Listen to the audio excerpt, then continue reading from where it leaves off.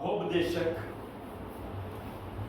सभा प्रसंग Ecclesiastes chapter 3 verse 11. Ecclesiastes chapter 3 verse 11. അതതിന്റെ സമയത്ത് ഭംഗിയായി ചെയ്ത് നിത്യതയും മനുഷ്യരുടെ ഹൃദയത്തിൽ വെച്ചിട്ട് എങ്കിലും ദൈവം ആദിയോടന്തം ചെയ്യുന്ന പ്രവൃത്തിയെ ഗ്രഹിപ്പാൻ അവർക്ക് കഴിയില്ല. हिंदी या इंग्लिश? उसने सब कुछ ऐसा बनाया. उसने, किसने? परमेश्वर ने सब कुछ ऐसा बनाया कि अपने अपने समय पर वे सुंदर अपने अपने समय पर वो क्या होता है? सुंदर होता है. फिर उसने मनुष्य के मन में अनादि अनंत काल का ज्ञान उत्पन्न किया है. तो जो काम परमेश्वर ने किया है वह आदि से अंत तक मनुष्य समझ नहीं सकता. देखो परमेश्वर कैसा काम करता है. इस वचन के अंदर इंग्लिश कैसा कहता है? He has made everything beautiful everything beautiful in its time. It's time. अभी परमेश्वर कैसा काम करता है? सब कुछ कैसा बनाता है? वो सुंदर बनाता है. नंबर 1. नंबर 2, कब वो करता है? अपने अपने समय पर. अपने अपने समय पर यानी हर चीज को करने के लिए परमेश्वर ने एक समय रखा. तो परमेश्वर अपने सारे काम अपने समय पर करता है.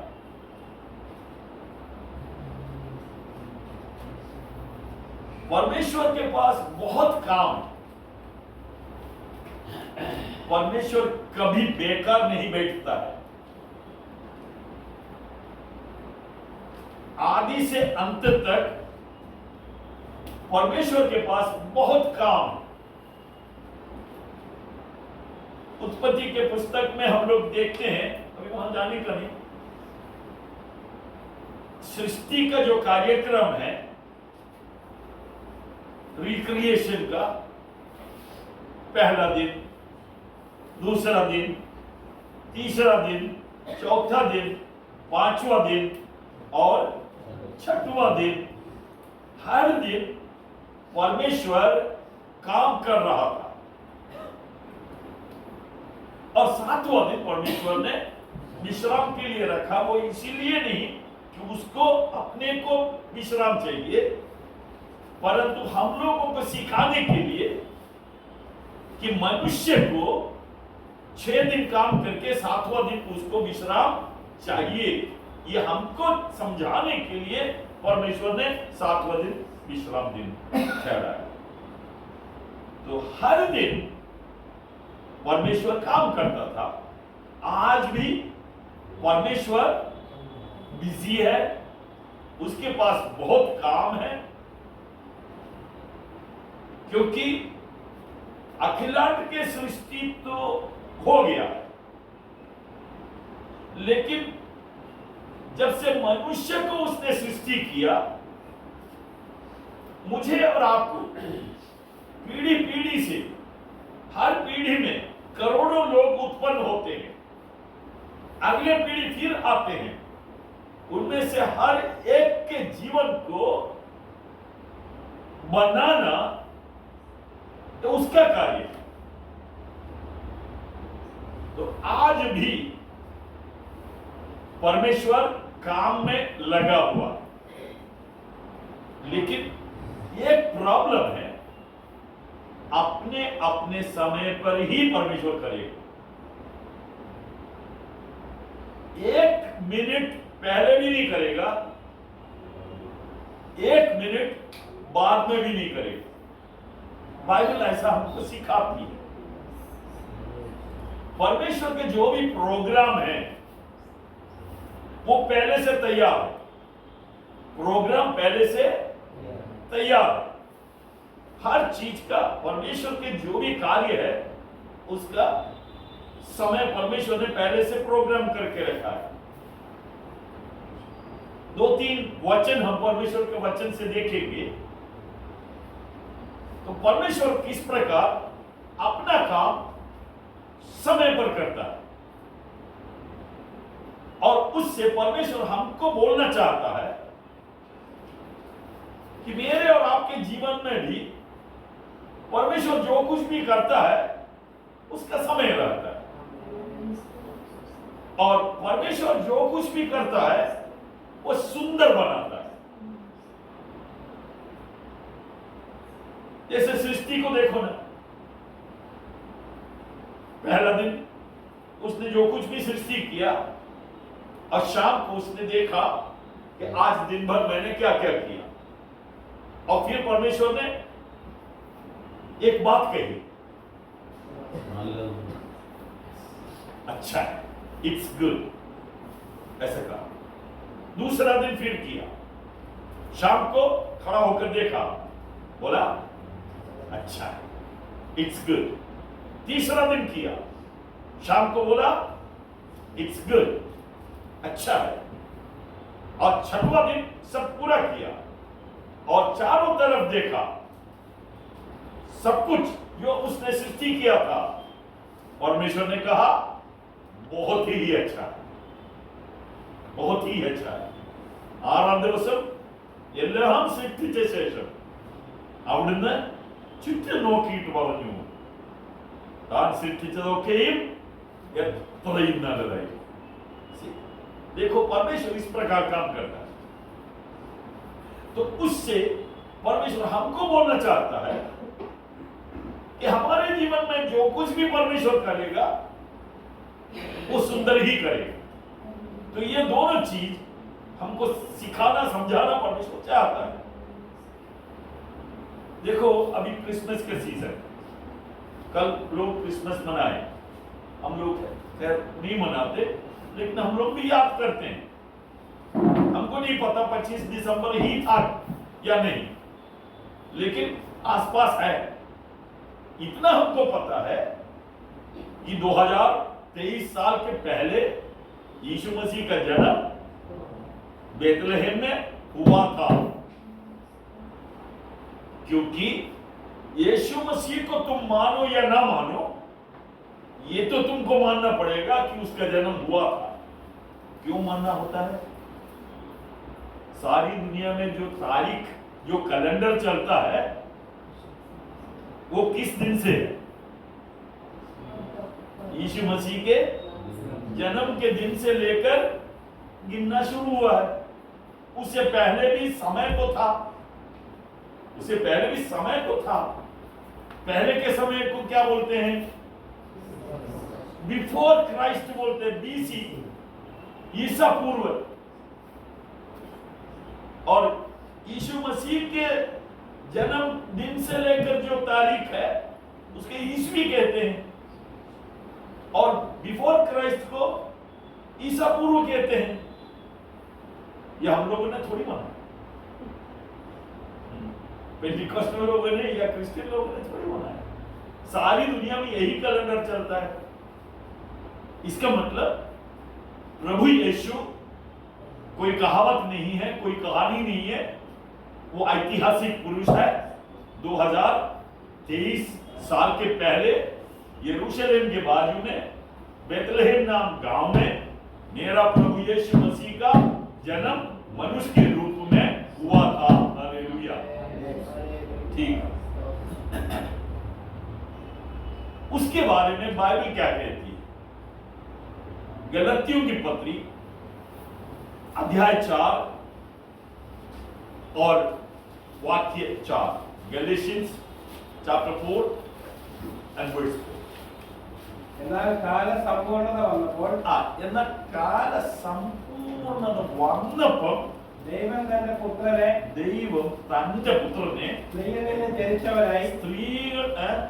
സ്ത്രീയിൽ നിന്ന് ജനിച്ചവനായി ന്യായപ്രമാണത്തിന് കീഴെ ജനിച്ചവനായി നിയോഗിച്ചത് नियोगित बस हो गया।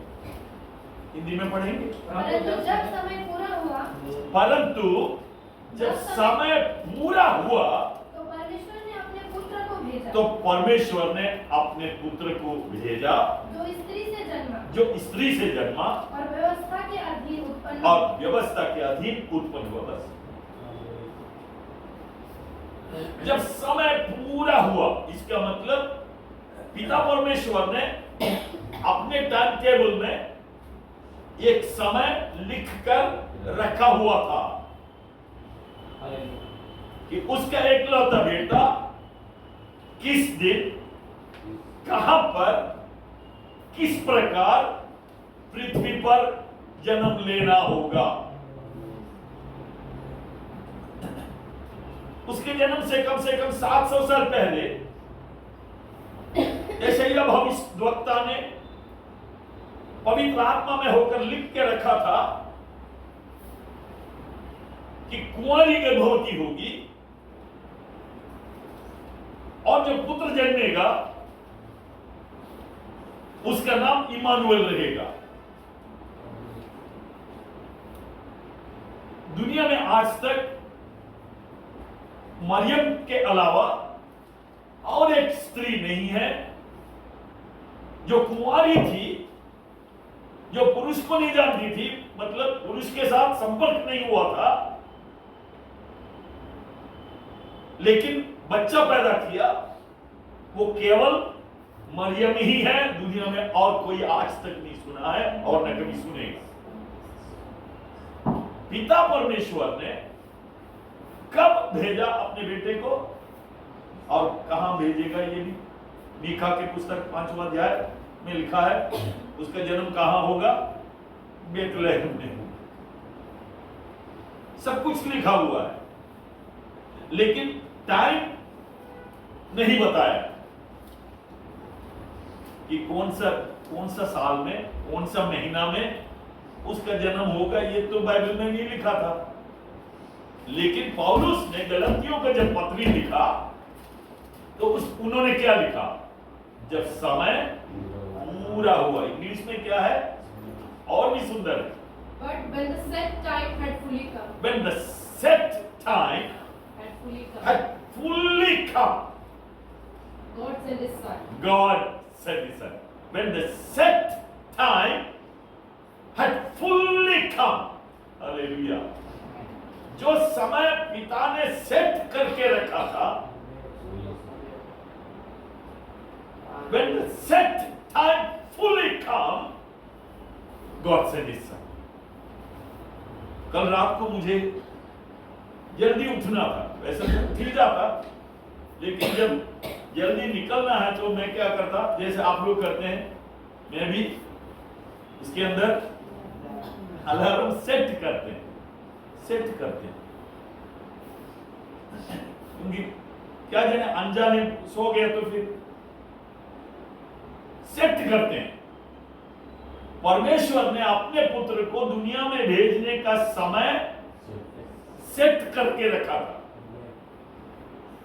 And when the set time had fully come, इसका मतलब 1 मिनट पहले नहीं, 1 मिनट बाद में भी, ना आगे ना पीछे। When the fullness of time had come, God sent His Son. Hallelujah. इससे पहले भी ना ऐसे बहुत सारे लोग थे जो चाहते थे मसीहा जल्दी आए, क्योंकि आत्मिक संसार इतना सड़ गया था कि लोगों को पता नहीं चलता था कि आगे क्या होने वाला है। अच्छे भक्त लोग रोने लगते थे कि अब छुटकारा, इंसान के छुटकारा होने वाला नहीं है। Psalms 49 में आप लोग देख लेना, 49 भजन में लिखा है, हमको क्या किया तो आगे സഹോദരൻ ശവക്കുഴിയിൽ കാണാതെ എന്നേക്കും ജീവിച്ചിരിക്കേണ്ടതിന് അവനെ വീണ്ടെടുക്കാനോ ദൈവത്തിന് വീണ്ടെടുക്കൂല കൊടുക്കാനോ ആർക്കും കഴിയത്തില്ല. അവരുടെ വീണ്ടെടുപ്പ് വിലയേറിയത്, അത് ഒരു നാളും आधिक्य छुटकारा जो है 7 वचन होगा। थोड़ा पढ़ लेना 49:7 സഹോദരൻ ചൗപ്പടി കാണാതെ മലയാളത്തിൽ ഓൾറെഡി ഞാൻ പറഞ്ഞു, ഇനി ഹിന്ദിയിലോട്ട് വായിച്ചു। उनमें से कोई अपने भाई को किसी भांति छुड़ा नहीं सकता है और ना परमेश्वर को उसके बदले प्रायश्चित में कुछ दे सकता है, क्योंकि उनके प्राण की छुड़ौती भारी है, वह अनंत तक कभी ना चुका सकेंगे। देखो, इंसान के आत्मा का जो छुटकारा है वो कभी होने वाला नहीं है, क्योंकि उसका दाम चुकाने के लिए हम कोई नहीं है। उसका दाम बहुत भारी है। मनुष्य की आत्मा का छुटकारा नहीं होगा, ऐसे करके भक्त लोग रोने लगे। परमेश्वर नहीं सुनता है, परमेश्वर सुनता है। अरे बेटा ऐसा करना, अभी लोग रो रहे हैं कि छुटकारा नहीं होगा बोल के, तू क्या कर, तू जल्दी दौड़कर भाग कर जा, क्योंकि लोग अभी रो रहे हैं। ऐसा नहीं होता, क्योंकि पिता ने एक समय को सेट करके रखा है। लोग चाहे कुछ भी सोचे, लोग चाहे कुछ भी कहें, पिता ने जो समय को सेट करके रखा है, और उस समय जब पूरा होता है, 1 सेकंड भी आगे नहीं जाएगा, पिता ने अपने पुत्र को भेजा। और जब यीशु दुनिया में आया, 30 साल की उम्र में उसको अपना कार्य शुरू करना था। बपतिस्मा पाया, पवित्र आत्मा पाया, 40 दिन का उपवास हो गया, सब कुछ हुआ, लेकिन कुछ खास फर्क नहीं दिखता है। बाकी लोग जैसे ही है। लेकिन एक दिन आया, गलील के काना में एक घर पे शादी हो रही है, और उस घर के लोगों ने इन सबको बुलाया। यीशु को बुलाया, उसकी मां मरियम को बुलाया, और उसके सारे चेलों को बुलाया।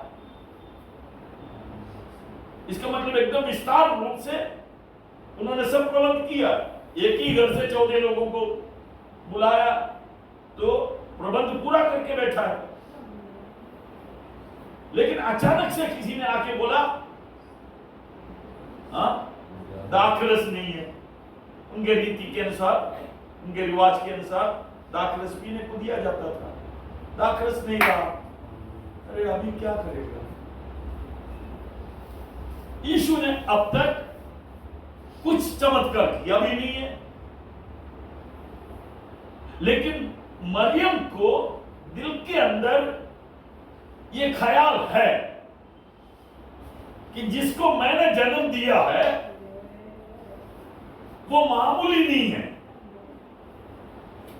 क्योंकि परमेश्वर के पवित्र आत्मा ने मुझसे कहा है, स्वर्गदूत ने मुझसे बोला है कि जो पवित्र जन उत्पन्न होगा वो परमेश्वर का पुत्र कहलाएगा। जिसको मैंने जन्म दिया है, जो मेरे पेट में जन्मा है, वो मामूली नहीं है, वो परमेश्वर का एकलौता बेटा है। उसको पता है। अभी तक उसने कुछ असाधारण काम नहीं किया है, सही है, लेकिन इससे हो सकता है।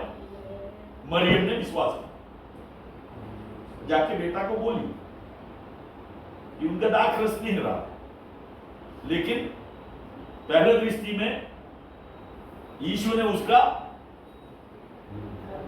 तिरस्कार किया। लेकिन एक बात बोला, मेरी घड़ी, mine hour has not yet come. देखो प्रभु कैसा बोल रहा है, माइन आवर, मेरी घड़ी। हिंदी में ऐसा नहीं लिखा है, मेरी घड़ी। यूहन्ना 2:4 होगा, यूहन्ना 2:4 होगा। माइन आवर ऐसा नहीं लिखा। Woman, why do you involve me? Jesus replied, my hour has not. My hour, मेरी घड़ी अब तक नहीं आई। इसका मतलब होगा आज जरूर, लेकिन थोड़ा टाइम अभी बाकी है। 15 मिनट 20 मिनट शायद बाकी रहा होगा। हेलो, समझ रहे हो ना? तो इतना क्या देरी है भाई? अरे 15 मिनट पहले करने से क्या होगा? नहीं नहीं नहीं, वो जो कुछ कहेगा बेवकूफी लगेगा, फूलिशनेस लगेगा। अभी वो क्या बोलने जा रहा है? बर्तन मड़के जो रखा है, पत्थर के मड़के बाहर पड़ा है, उसके अंदर पानी भर दो। भाई साहब, इधर पानी की कोई कमी नहीं है, कुआं है हमारे पास, हमको दाखरस की कमी है। सुनने वाले को बेवकूफी लगेगा, लेकिन उस बेवकूफी को अगर प्रभु कहता है, उसको मानने के लिए तैयार कुछ लोग सामने आना चाहिए। उसके लिए शायद 15-20 मिनट अभी बाकी है, बस इतना ही है। यीशु ने कहा, मेरी घड़ी अब तक नहीं आई। देखो, हम लोगों के जीवन में भी परमेश्वर जब कुछ चमत्कार करना चाहता है, तो शायद ऐसी देरी होती है, क्योंकि परमेश्वर टेस्ट करता है। मनुष्य के दृष्टि में बेवकूफी लगे, लेकिन प्रभु कहता है, इसलिए मैं उसको मानूंगी, मैं उसका पालन करूंगी। ऐसे कहने के लिए कुछ लोग सामने आए तो काम हो।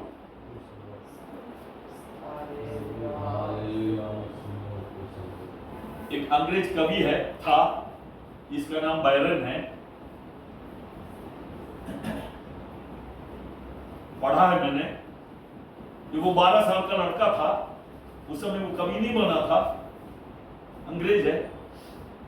और क्लास टीचर ने क्लास के सारे बच्चों से कहा, यीशु मसीह का पहला चमत्कार के विषय में एक कुछ वाक्य लिखो। तो सारे बच्चे लिखने लगे, पूरा पेज भर भर के। और ये बायरन कुछ भी नहीं लिखा, वैसे ही बैठा है। जब आंसर पेपर कलेक्ट कर रहा था, तो तुरंत उसने एक सेंटेंस लिखा, और इस प्रकार था। बाकी सारे बच्चे भर भर के लिखा, तो उसने लिखा, the conscious water saw its master and blushed at once. क्या मतलब हुआ उसका? The conscious water saw its master and blushed at once. Conscious water मतलब समझदार पानी। समझदार पानी ने सिरजनहार को देखा या स्वामी को देखा, तो चेहरा लाल हो गया। Blushed means बोलते ना, अरे उसका चेहरा लाल हो गया, ना बोले दिले में। तो the conscious water saw its master and blushed at once. समझदार पानी ने स्वामी को देखा, सृजनहार को देखा, तो उसका चेहरा लाल हो गया। यानी प्रभु ने, सच बोलू ना, प्रभु ने वहां कुछ भी नहीं किया। प्रभु ने कुछ किया? कुछ भी नहीं किया। देखो, बाकी सारे चमत्कार में अंधा आता है तो प्रभु ऐसा छूता है, और कोढ़ी आता है तो उसको ऐसा स्पर्श करता है, और लंगड़ा आता है तो उसको पकड़े उठाता है, कुछ तो करता है, कम से कम कुछ बोलता तो है, तो उठकर चल। लेकिन पानी भरा, यीशु ने पानी से कुछ बोला? कुछ भी नहीं बोला। यीशु ने पानी को छुआ? कुछ भी नहीं किया। तो बायरन ने जो कहा बिल्कुल सही है ना, समझदार पानी ने, समझदार जल ने सिरजनहार को देखा, स्वामी को देखा, तो अपने आप से लाल चेहरा हो गया। लेकिन बस वही देर था कि उसका कहना चाहे मूर्खता लगे, लेकिन उसको मानने के लिए कुछ लोग सामने आने चाहिए। तो प्रभु का समय होता है। प्रभु देखता है। उसके चमत्कार के अनुभव करने के लिए हुक्म मानने वाले, आज्ञा मानने वाले कुछ लोग हैं क्या इधर? आज भी प्रभु देखता है। और प्रभु का हर कार्य प्रभु यीशु ठीक समय पर करता था। एक बार ऐसा हुआ, यरूशलेम में फेस्टिवल हो रहा है। उनके यरूशलेम में कम से कम साल में 3 बार मेन फेस्टिवल होता है। तो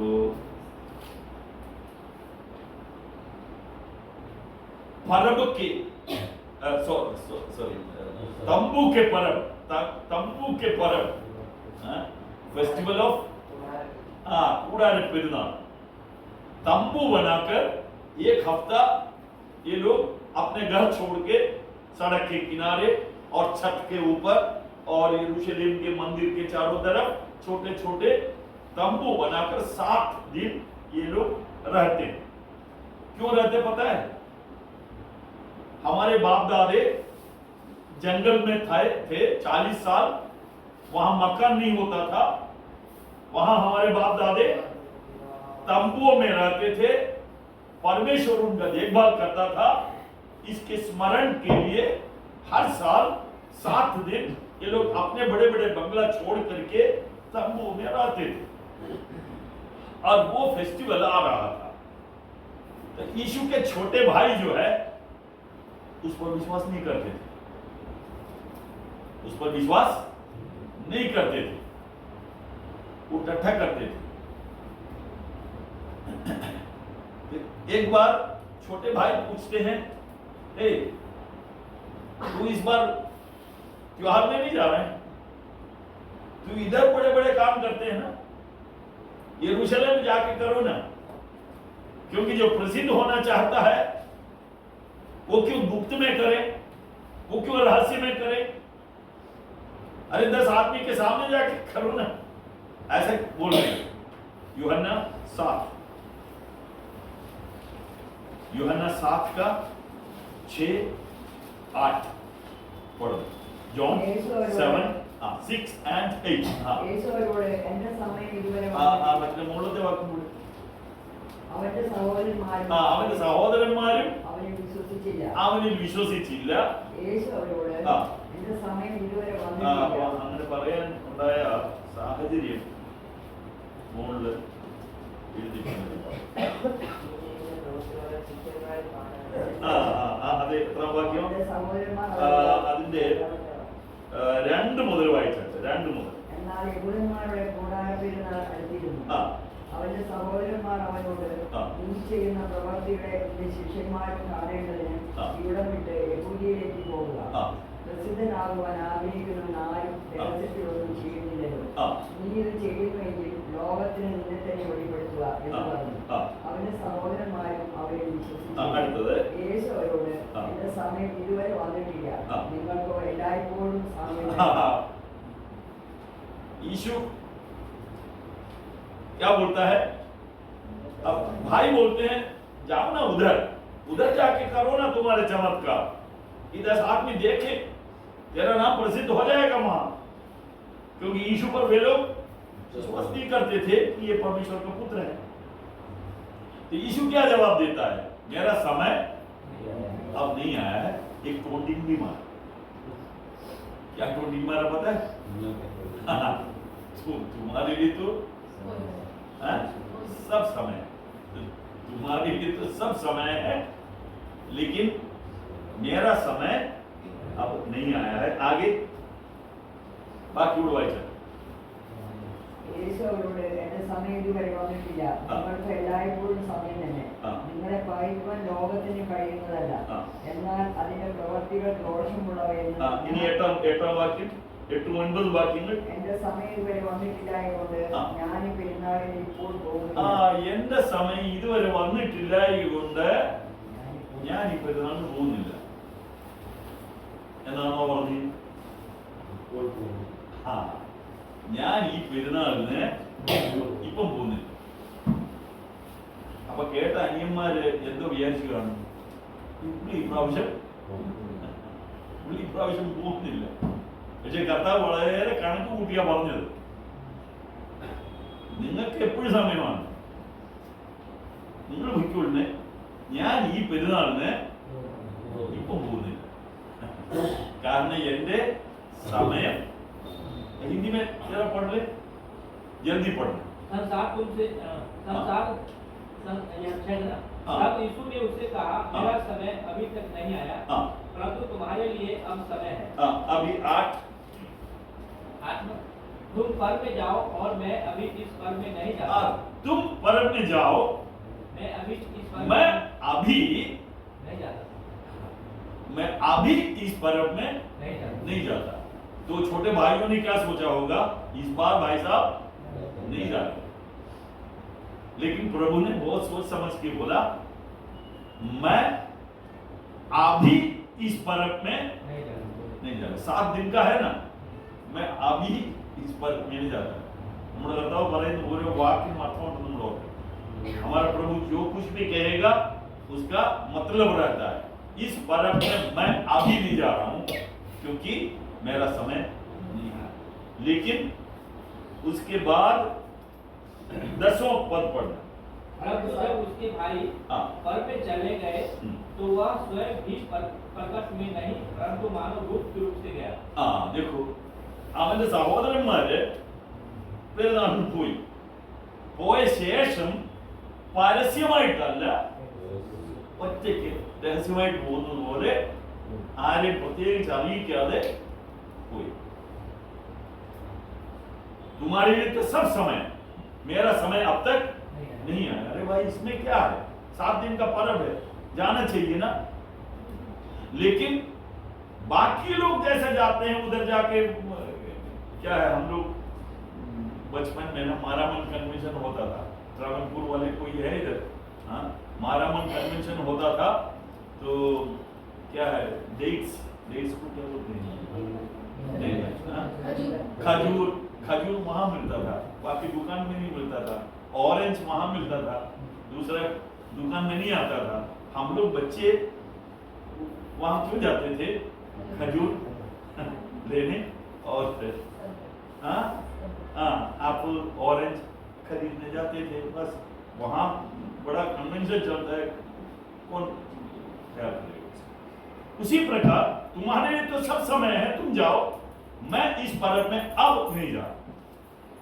लेकिन बाद में अकेले वो गया। क्यों पता है? प्रभु ने कहा था ना, मेरा समय अब नहीं आया। अरे इसका मतलब 2-3 दिन के बाद तेरा समय आएगा। यस, क्यों है पता है? पर्व के आखिरी दिन, त्योहार के आखिरी दिन, वो महादिन है, वो सबसे बड़ा दिन है। यीशु वहां जाता है। 37 वचन में लिखा है, 37, जल्दी पढ़ो। ഉത്സവത്തിന്റെ മഹാദിനമായ ഒടുക്കത്തെ നാളിൽ അന്ത്യ ദിവസത്തിൽ യേശു നിന്നുകൊണ്ട് ദാഹിക്കുന്നവനെല്ലാം എന്റെ അടുക്കൽ വന്ന് കുടിക്കട്ടെ, എന്നിൽ വിശ്വസിക്കുന്നവന്റെ ഉള്ളിൽ നിന്ന് തിരുവഴുത്ത് പറയുന്നത് പോലെ ജീവജലത്തിന്റെ നദികൾ ഒഴുകും എന്ന് വിളിച്ചു പറഞ്ഞു. അവൻ ഇത് തന്നെ വിശ്വസിക്കുന്നവർക്ക് ലഭിപ്പാൻ ഇരുന്ന ആത്മാവിനെ കുറിച്ചാകുന്നു പറഞ്ഞത്. ഇത് പറയാൻ പറ്റിയ ഒരു അവസരം വേണം, ഇത് പറയാൻ പറ്റിയ ഒരു സമയം ഉണ്ടാകണം. അതാണ് കർത്താവ് പറഞ്ഞു, എന്റെ സമയം ഇത് വന്നില്ല. 37 वचन पढ़ना। पर्व के अंतिम दिन, पर्व के अंतिम दिन जो मुख्य दिन है, यीशु खड़ा हुआ और पुकार कर कहा, क्योंकि माइक नहीं होता था उस समय, पुकार कर कहा, यदि कोई प्यासा हो तो मेरे पास आए और पिए। जो मुझ पर विश्वास करेगा, जैसा पवित्र शास्त्र में आया है, उसके हृदय में से जीवन के जल की नदियां बह निकलेगी। उसने यह वचन पवित्र आत्मा के विषय में कहा, जिसे उस पर किसे उस पर विश्वास करने वाले पाने पर थे। बस यह वचन पुकार कर कहने के लिए एक मौका चाहिए था। परम के अंतिम दिन जो मुख्य दिन है, उस दिन एक मौका आता है, क्योंकि वहां बहुत सारे लोग हैं, सारे लोग अब प्यासे हैं। तो आप बोलेंगे पास्टर विजय थॉमस आपको कैसा पता सारे लोग प्यासे हैं? हाँ, इसका कारण आप लोग शायद जानते हैं, कुछ लोग जानते हैं, क्योंकि उनके मुख्य दिन, परम के मुख्य दिन में उनके रिवाज के अनुसार हजारों लोग जो वहां हैं, ये लोग शीलोहाम नाम के एक कुंड है, 2 मील किलोमीटर नहीं 2 मील दूर है, वो चट्टान में खोदा हुआ है, और वहां से याजक एक सोने का बर्तन लेके जाएगा और कुंड में उतरेगा, मतलब स्टेप्स रहता है, उतरेगा और ये मड़के के अंदर पानी भरेगा और ऊपर आएगा।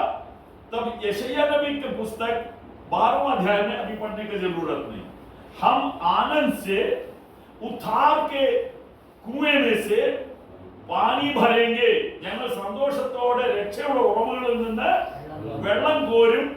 उस गीत को वे लोग दोहराएंगे और याजक जो है पानी लेकर बाहर आएगा और वापस 2 मील चल के परमेश्वर के भवन में जाकर के क्या बलिवेदी के सामने उस पानी को डाल देगा। अरे वह ऐसा क्यों करता है? इसलिए करते हैं कि देखो, हमारे बाप दादे जब जंगल में चलते थे, उनके पास नल नहीं होता था, कुआं नहीं होता था, परंतु चट्टान से परमेश्वर ने उनको पानी पिलाया था। उसके स्मरण के लिए ये लोग क्या करते हैं, एक मड़का पानी ला करके परमेश्वर के सामने उड़ेल देता है। 2 मील उधर 2 मील इधर धूप में चले हजारों लोग जरूर प्यासे। उन दिनों में अपना कूल ड्रिंक्स तो होता नहीं था, सारे लोग प्यासे हैं, समझ लेना। और तब यीशु मसीह एक कोने पर खड़ा होकर के पुकार कर कहता है कि जो प्यासा है वो मेरे पास आकर पिए। तब लोग क्या समझेंगे पता है? लोग क्या समझेंगे? भाई साहब लस्सी ऐसी ऐसा या तो क्या नींबू पानी ऐसा कुछ दे रहा होगा, ऐसा समझ के लोग उसके पास आएंगे, क्योंकि बोलता है जो प्यासा है वो मेरे पास आकर पिए। लेकिन तब यीशु कहता है जो मुझ पर विश्वास करेगा उसके हृदय में से जीवन के जल की नदियां बह निकलेगी। और उसने ये उस पवित्र आत्मा के बारे में कहा जो उस पर विश्वास करने वाले पाने पर थे। हालेलुया। उसको कहने के लिए, और जब कहते हैं तो समझने वाले, पास आने वाले एक झुंड उसको चाहिए था। वो उस मौके के लिए ढूंढ रहा था, और इसलिए यीशु ने कहा अपने भाइयों से, अब मेरा समय अब तक नहीं आया।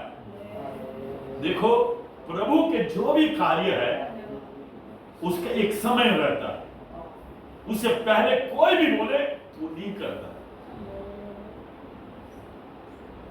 उसका मित्र लाजरस मर गया था और बहनों ने समाचार भेजा, तेरा मित्र लाजर बीमार है। लेकिन प्रभु यीशु जहां बैठा था बस वहीं और 2 दिन रह गए। चेलों ने पूछा क्या नहीं जाते? तो यीशु क्या कहता है, मेरा समय अभी नहीं आया, ये समय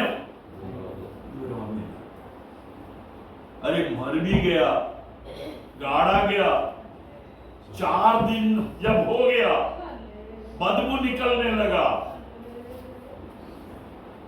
प्रभु यीशु का समय तब ही आता है और वो कहता है बहन से, अगर तू विश्वास करेगी तो तू परमेश्वर की महिमा देखेगी। परमेश्वर की महिमा उसके आंखों के सामने दिखाने के लिए इतना दिन बीतना बहुत जरूरी था। अरे बीमार को तो कोई भी चंगा कर सकता है। हाँ सही है कि 3-4 दिन बहनों ने बहुत दुख सहा, बहुत रोई, लेकिन उसके बाद जो आनंद उनको मिला, जो चमत्कार उनको मिला, वो उससे भी बेहतर है। हालेलुया। और प्रभु यीशु मसीह का समय रहता है।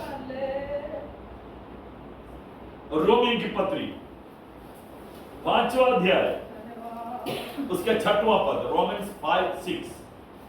क्योंकि जब हम निर्बल ही थे, तो मसीह ठीक समय पर भक्तिहीनों के लिए मरा। मलयालम നമ്മൾ ബലഹീനരായിരിക്കുമ്പോൾ തന്നെ ക്രിസ്തു തക്ക സമയത്ത് अभक्तर्क वेंडी मरिचु। जब हम निर्बल ही थे तो मसीह ने क्या है, ठीक समय पर, यानी उसके जन्म का एक ठीक समय था, उसके हर कार्य का एक ठीक समय था, उसके मृत्यु का भी एक ठीक समय रहा था। लेकिन भैया कितना साल की उम्र है अभी? 34 साल भी पूरा नहीं हुआ है। कहते हैं 23 साल और मुश्किल से 6 महीना, बस इतना ही है। उसी को ठीक समय कहते हैं। हम लोगों की दृष्टि में वो ठीक समय नहीं है, लेकिन पिता की दृष्टि में वही ठीक समय है। क्योंकि हे पिता, तूने जो कुछ मुझे करने को दिया था मैंने उसको पूरा किया। Father, I have completed the work you gave me to do. यूहन्ना 17 निकालना, John 17 and 4। यूहन्ना जो कार्य तूने मुझे पिता से बोल रहा है, पुत्र जो कार्य तूने मुझे करने को दिया था उसे पूरा करके मैंने पृथ्वी पर तेरी महिमा की है। अरे 23 साल के अंदर जो कार्य उसको करने को दिया था वह करके पिता के नाम को महिमा लाया है, तो आगे क्यों जिएगा?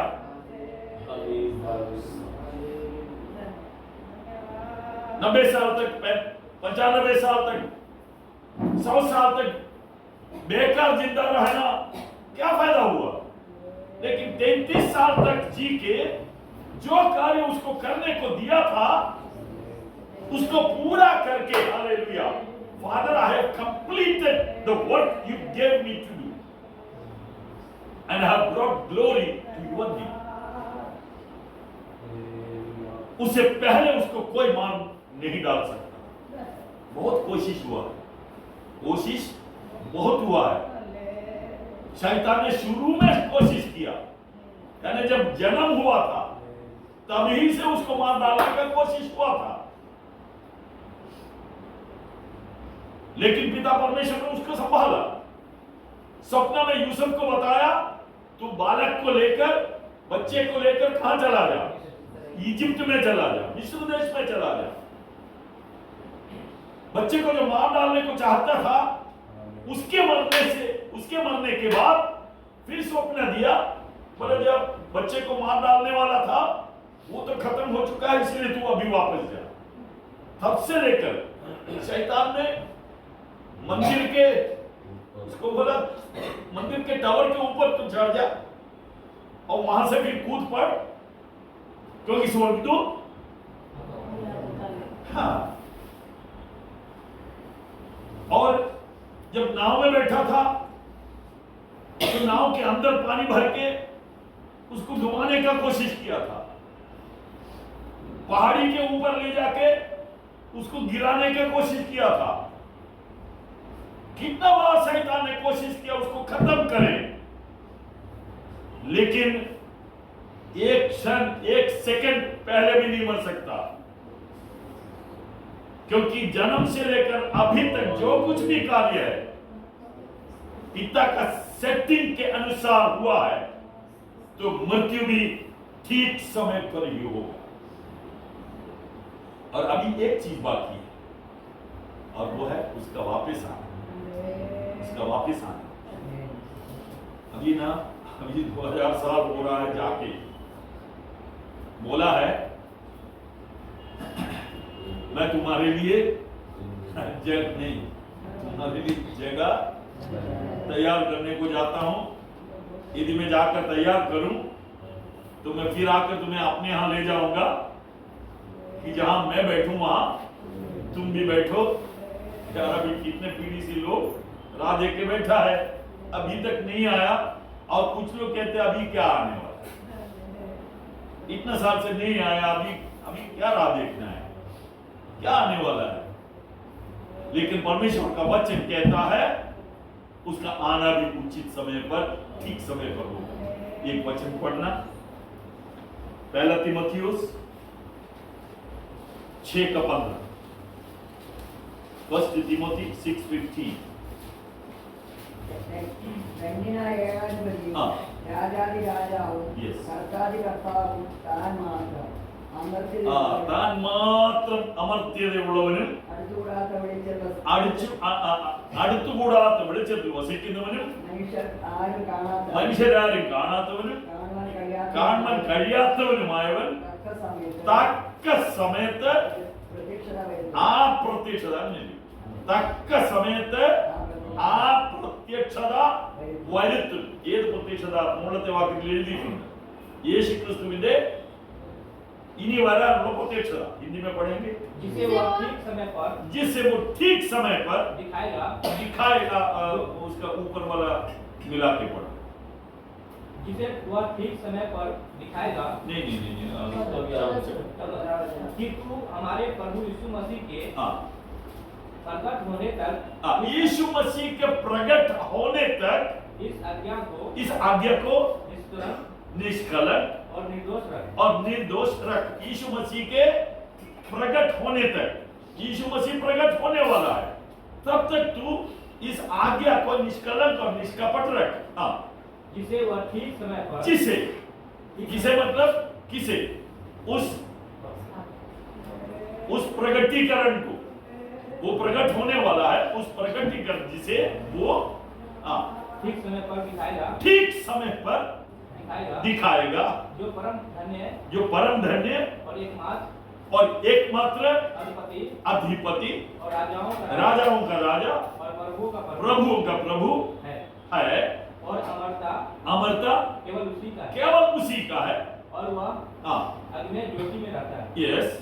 और वह न उसे किसी मनुष्य ने देखा और न कभी देख सकता है। बस वो प्रगटीकरण वो ठीक समय पर दिखाएगा।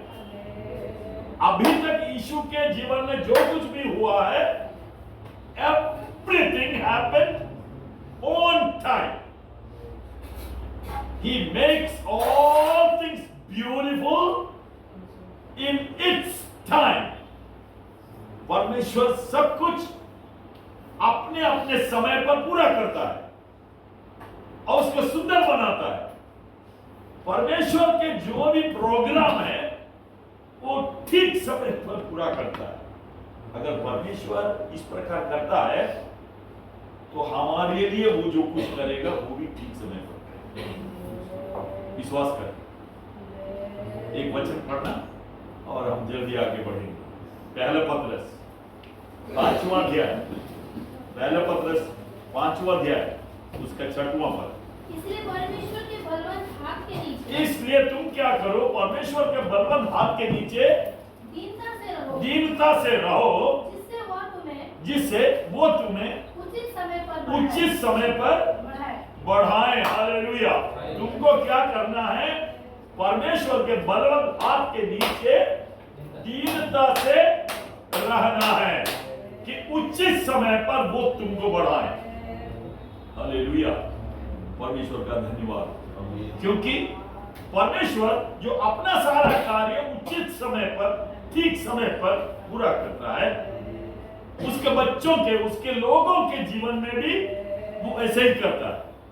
लेकिन एक कंडीशन है, तुम भागो मत। अरे अभी कितना साल राह देखेगा, कितना दिन से मैं प्रार्थना करता हूं, करती हूं, अभी तक कुछ भी नहीं हुआ, ऐसा नहीं सोचो। तुम दीनता से उसके बलवंत हाथ के नीचे रहना सीखो। जब वो तुमको उठाने के लिए देख रहा है तो उसके हाथ के नीचे तुम पाए जाए। You must be found under his mighty hand. When he is looking to lift you up, you must be found there. जब परमेश्वर तुमको उठाने को देखता है तो तुम वहां पाए जाना चाहिए। मुझे याद है एक बार, बहुत साल पहले हम लोग एक बपतिस्मा देने गए।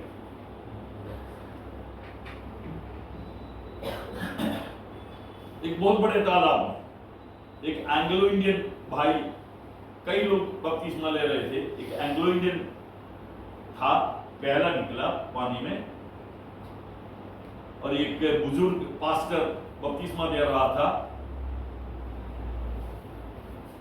तो इंग्लिश में सब हो रहा था। विश्वास करता है? पूछा। हाँ विश्वास करता हूं। और उन्होंने बपतिस्मा दिया पिता, पुत्र और पवित्र आत्मा के नाम में। और बपतिस्मा पानी में डुबाते हैं। डुबा के पास्टर क्या करता है? हाँ, पास्टर उसको दोनों हाथ पकड़ के उठाता है। उठा के फिर क्या करता है पास्टर? हाँ? सिर पर हाथ रख के कुछ बोलता है। क्या बोलता है?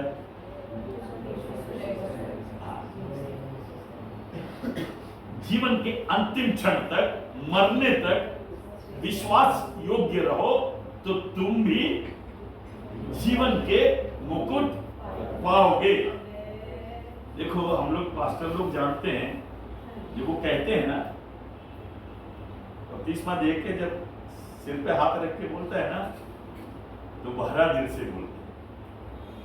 मैंने कितने सैकड़ों लोगों को बपतिस्मा दिया, हर एक के हाथ रख के जब बोलता है तो बहरा हुआ दिल से कहते हैं, अंतिम क्षण तक विश्वास योग्य रहो तो तुम भी जीवन का मुकुट पाओगे।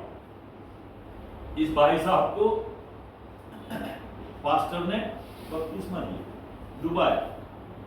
डुबाया और उठाने को देखता है, वो आदमी गायब, आदमी है ही नहीं। क्या हो गया पता है? बहुत बड़ा तालाब है, उसके क्या पानी के अंदर से, पानी के अंदर से वो चला गया और एक फरलोंग आगे जाके खड़ा हो, और सिर पे हाथ रखने को भी नहीं हुआ। और 3 महीने के बाद समाचार आया वो भाग गया। वो कहां से टिकी? देखो हम लोग देख के हंसने लगे क्योंकि मैं भी छोटा था उस समय, लेकिन सोचने की चीज है। परमेश्वर भी जब तुमको हाथ पकड़ के उठाना चाहता है तो तुम वहां पाए जाए। तुम प्रभु के बलवंत हाथ के नीचे दीनता से रहो ताकि उचित समय पर वो तुमको उठाए। जब वो तुमको उठाएगा, सारी दुनिया कोशिश करे तो भी तुमको नहीं गिरा सकता। हालेलुया। लेकिन उसके हाथ के नीचे तुम पाए जाना। वो सब कुछ सुंदर बनाता है, सब कुछ सुंदर बनाता है। हालेलुया। परमेश्वर का धन्यवाद। और वो चाहता है कि उसकी सारी सृष्टि सुंदर दिखे। दुनिया को उसने कितना सुंदर बनाया। फूलों को देखो ना, क्या क्या रंग है, कौन सा रंग नहीं है फूल में। इंसान उसको देख के एकदम क्या हो जाता है। और फलों को देखो ना, सब्जियों को देखो ना, पत्ते तो सारे हरे हैं, लेकिन सब्जी कोई सफेद है तो कोई हरा है, तो कोई पीला है, तो कोई लाल है।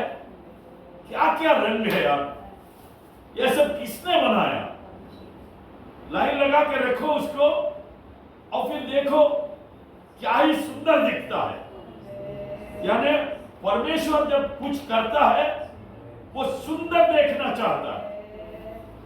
और मुझे और आपको परमेश्वर अपने हाथ से बनाता है तो हमको वो सुंदर बनाना पसंद करता है।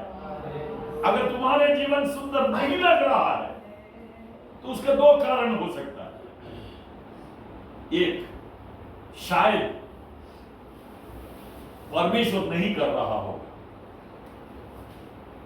നമ്മുടെ ജീവിതം മനോഹരമല്ലെന്ന് നമുക്ക് തോന്നുന്നെങ്കിൽ, ഭംഗിയല്ലെന്ന് നമുക്ക് തോന്നുന്നെങ്കിൽ രണ്ട് കാരണങ്ങളുണ്ടാവാം. അതിൽ ഒന്ന്, അത് ചെയ്യുന്നത് ദൈവമല്ലായിരിക്കാം.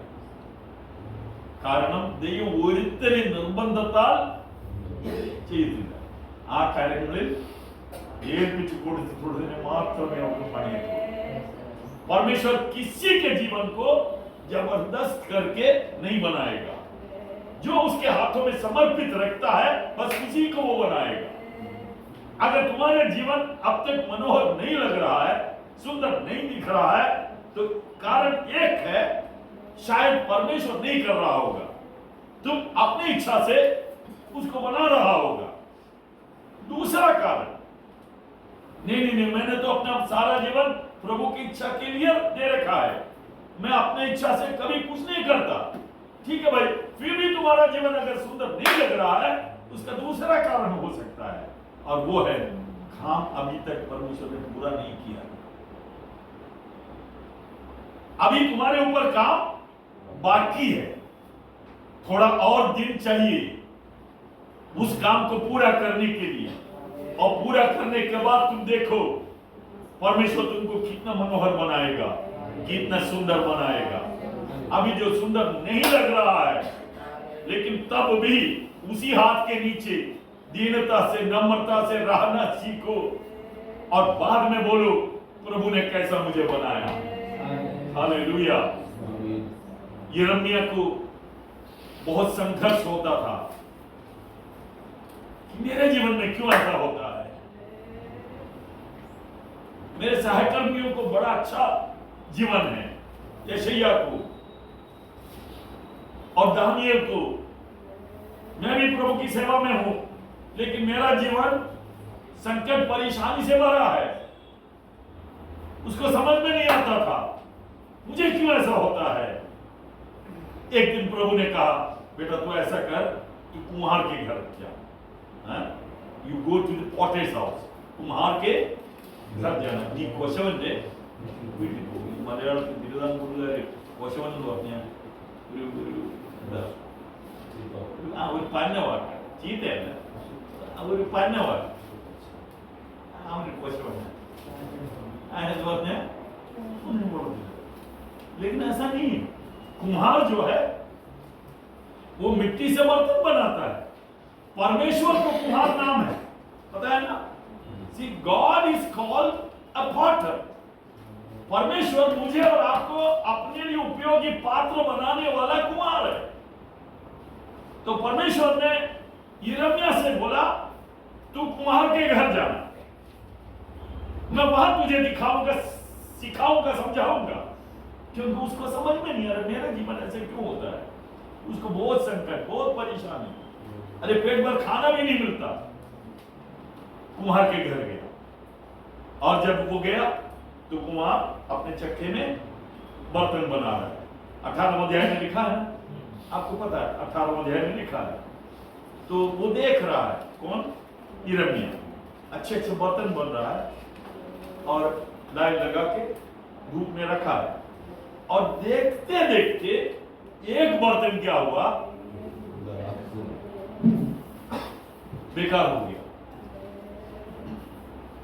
एक बर्तन खराब हो गया। तो अभी यिर्मयाह भी सोचा होगा इसकी कहानी खत्म, इसकी कहानी अब खत्म। लेकिन उसके देखते देखते कुम्हार ने क्या किया, अपने इच्छा के अनुसार उसी मिट्टी को एक दूसरा बर्तन बना दिया। हालेलुया। और फिर परमेश्वर ने यिर्मयाह से कहा, तूने देखा है, तू चिंता मत करना बेटा, अभी तेरा जीवन, तुझे खुद को समझ में नहीं आ रहा होगा, मैं परमेश्वर के पीछे चलता हूं, मैं परमेश्वर की सेवा करता हूं, मैं परमेश्वर की इच्छा पूरा करता हूं, क्यों मेरे जीवन में ऐसा ऐसा होता है? तू समझ लेना, तेरा भी एक कुम्हार है।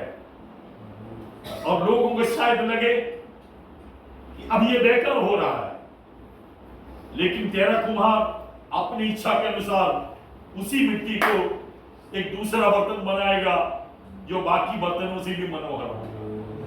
लेकिन एक चीज तू देख लेना, वो मिट्टी जो है कुम्हार के हाथ में ही रहा, कुम्हार ने उस मिट्टी को फेंका नहीं है।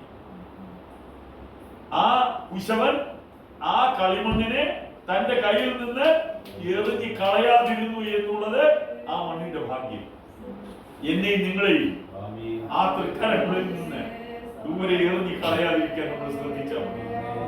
ഷെയ്പ്പ് നശിച്ചെന്നും ഇനിയും ആശയ്ക്ക് വകയില്ലെന്നും എന്തുകൊണ്ട് എനിക്ക് മാത്രം ഇങ്ങനെയെന്നും ഒക്കെ തോന്നുന്ന അവസരങ്ങൾ ഉണ്ടായാൽ പോലും ആ കരങ്ങൾക്ക് കീഴെ താണിരിക്കുന്ന ഏതൊരുത്തിനെയും തക്ക സമയത്ത് പണിതെടുക്കുവാൻ, തക്ക സമയത്ത് ഉയർത്തുവാൻ ദൈവം വിശ്വസ്തനാണ്. ഓരോ ഉപവാസവും ഓരോ പ്രാർത്ഥനയും കഴിയുമ്പോൾ ആ ധൈര്യവും ആ വിശ്വാസവും ആ ദൈവാശ്രയവും നമ്മൾ വർദ്ധിച്ചു വരുമാറാണ്. അതിന് ദൈവത്തിന്റെ പരിശുദ്ധാത്മാവ് നമുക്ക് എല്ലാവർക്കും ധാരാളം കൃപ നൽകട്ടെ. हर प्रार्थना सभा के बाद, हर उपवास के बाद वो विश्वास और वो धैर्य, वो हिम्मत हमारे अंदर बढ़ना चाहिए कि प्रभु के हाथों के नीचे मैं नम्रता से रहूंगी कि उचित समय पर वो मुझे उठाए. और आज रात परमेश्वर अपने वचन के साथ हम सबको आशीष दें.